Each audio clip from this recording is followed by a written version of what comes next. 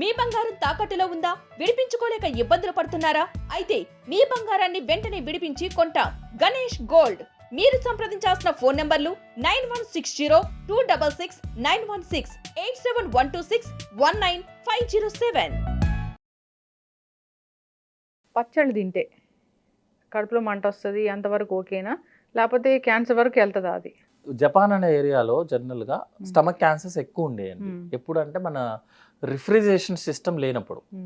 So వాళ్ళు ఏం చేస్తారంటే, ఈవెన్ మనకి జపాన్ గురించి ఐడియా ఉంది కదా, వాళ్ళు ఎంత డ్రాఫ్ట్ దగ్గర నుంచి భూకంపాలు ఒక పక్క ఒకటి చేశారు కదా. సో వాళ్ళు ఏం చేసేవాళ్ళంటే వెజిటేబుల్స్ని సాల్ట్లో పెట్టి సాల్ట్ ఆయిల్ ఉపయోగించుకొని సంవత్సరాలు ప్రిజర్వేషన్ చేసేవాళ్ళు. సో చేయడం వల్ల ఏమైంది అంటే ఆయిల్ ఏదైతే ప్రిజర్వ్ అయిందో అది ఫర్మెంట్ అయ్యి కార్సినోజెనిక్ అయ్యేది. సో జపాన్లో క్యాన్సర్స్ అనేది very common. North east area కూడా, మన ఇండియాలో కూడా నార్త్ ఈస్ట్ ప్లేసెస్, ఎందుకంటే డ్రాఫ్ట్ ఏరియా అవన్నీ, వాళ్ళకి ఫ్రెష్ వెజిటేబుల్స్ ఉండవు. సో వాళ్ళు ఏం చేస్తారంటే వెజిటేబుల్, మన పికిల్స్ అంటే వెజిటేబుల్సే కదండి, ఫైనల్ గా వెజిటేబుల్ కదా. సో వాళ్ళు ఏం చేస్తారంటే ప్రిజర్వేషన్. నాన్ వెజ్ కూడా, నాన్ వెజ్ పచ్చళ్ళు ఇంకా డేంజర్ అంటున్నారు కదా. నాన్ వెజ్ ఏదైనా సరే మనం కుక్ చేస్తే, ఇప్పుడు నాన్ వెజ్ పికిల్ పెట్టాలండి మీరు జనరల్ గా డైరెక్ట్ గా కర్రీ చేసినట్టు చేయడం కుదరదు. దాన్ని ఫుల్ గా ఆయిల్ వేసి మంచిగా ఫ్రై చేస్తే కానీ ప్రిజర్వ్ అవ్వదు యాక్చువల్. సో మీకు ఆయిల్ మెయిన్ ఇంపార్టెంట్. అది కూడా ఏంటంటే ఎక్కువ రోజులు ప్రిజర్వేషన్ చేసే కొద్దీ, ఓపెన్ ఏరియా ప్రిజర్వేషన్ చేసే కొద్దీ అది ఫర్మెంటేట్ అవుతుంది. ఫర్మెంట్ అయ్యి కార్సినోజెనిక్ గా అవుతుంది. సో ఎప్పుడైతే రిఫ్రిజరేషన్ సిస్టమ్ స్టార్ట్ అయిందో వాళ్ళు ఆపేశారు యాక్చువల్గా. సో క్యాన్సర్స్ అనేది అటు సైడ్ తగ్గిపోయి మనకేమో పికిల్ సిస్టమ్ వచ్చేసింది ఇటు సైడ్. వచ్చినప్పుడు ఎక్కువ ఆయిల్ యూస్ చేసి మీరు ఎక్కువ ప్రిజర్వేటివ్స్ యూస్ చేసే కొద్దీ డ్యామేజ్ ఎక్కువ జరుగుతుంది. ఓన్లీ థింగ్ ఏం లేదండి, సేమ్ కాన్సెప్ట్. మన బాడీలో ఎక్కడైనా సరే ఒక చోట అల్సర్ స్టార్ట్ అయిందండి, అల్సర్ మనకి జనరల్ గా 1 వీక్ నుంచి 10 days లో హీల్ అయిపోతుంది. రోజు అల్సర్ వస్తుంది అనుకోండి అదే ఏరియాలో, రోజు మీరు కెమికల్ పోసి, అంటే పికిల్ లాగా రోజు మీరు కెమికల్ పోసి అల్సర్ ని రోజు లేపుతున్నారు అనుకోండి నిద్ర, కొన్ని రోజులకి బాడీ కంట్రోల్ ఆగిపోతుంది. ఆగిపోయి అది క్యాన్సర్స్ కింద కన్వర్ట్ అవుతుంది.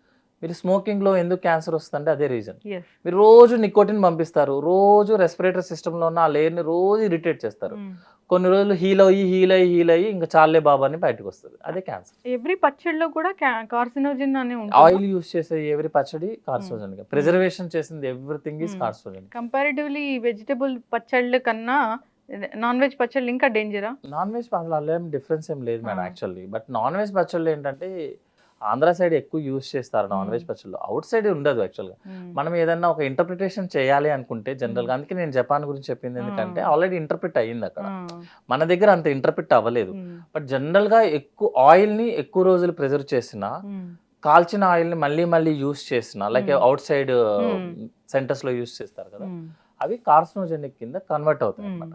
బట్ ప్రూఫ్ ఏది నాన్ వెజ్జా అనేది జనరల్గా మనం పికిల్స్ వాడేది ఇటు సైడే వాడతారు, అంటే ఒక సర్టన్ పార్ట్ ఆఫ్ ఇండియా మాత్రమే యూజ్ చేస్తారు. బట్ వెరీ డేంజర్ మేడం, ఎందుకంటే ఆయిల్ ని ఎక్కువ యూజ్ చేసే కొద్దీ ఇట్స్ వెరీ డేంజర్. ఇంకా ఏ ఆయిల్ యూజ్ చేస్తారా అనేది దేవుడికి తెలియాలి. ఏ ఆయిల్ అయినా యూజ్ చేయొచ్చు, ఏదైనా ఆయిలే మేడం. ఫైనల్లీ మీరు మనం గ్రౌండ్ నట్ తోను పామ్ ఆయిల్ తో స్టార్ట్ అయ్యాము, కోకోనట్ ఆయిల్ తోను, ఇప్పుడు మళ్ళీ అదే అన్ని ఆయిల్స్ అయిపోయాయి, మళ్ళీ ఫైనల్ గా కోకోనట్ ఆయిల్ కే వచ్చారు అందరూ. సో ఆయిల్ చేంజ్ అవుతుంది కానీ ప్రతి ప్రోడక్ట్ లోనూ అవసరం ఉన్నాయి ఉంటాయి, అవసరం లేని ఉంటుంది.